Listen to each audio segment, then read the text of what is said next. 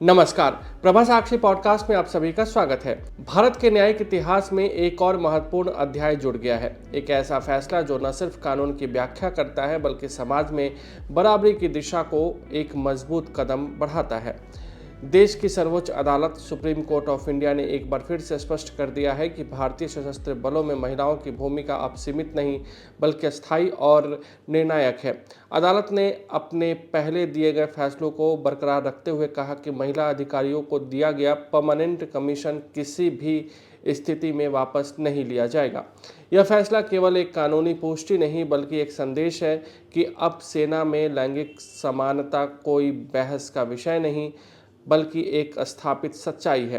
अदालत ने साफ शब्दों में कहा कि मौजूदा व्यवस्था में किसी भी प्रकार का हस्तक्षेप नहीं किया जाएगा, यानी जिन महिला अधिकारियों को पहले से अस्थायी सेवा का अधिकार मिल चुका है उनकी स्थिति अब पूरी तरह से सुरक्षित है।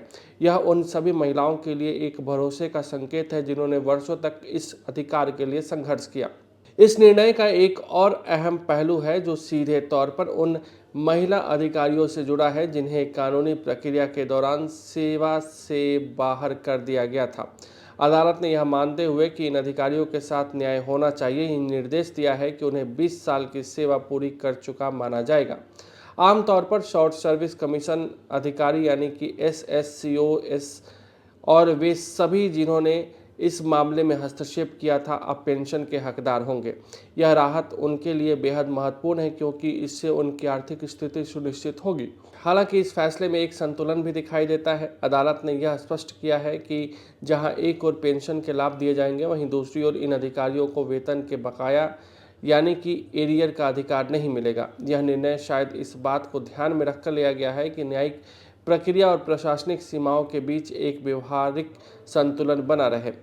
इस पूरे फैसले को अगर आप व्यापक नज़रिए से देखें तो यह सिर्फ एक कानूनी आदेश नहीं बल्कि एक सामाजिक बदलाव का संकेत है। भारतीय सशस्त्र बलों में महिलाओं की भागीदारी को अब एक अस्थायी भूमिका के रूप में नहीं देखा जा रहा बल्कि उन्हें स्थायी और समान अधिकारों के साथ स्वीकार किया जा रहा है।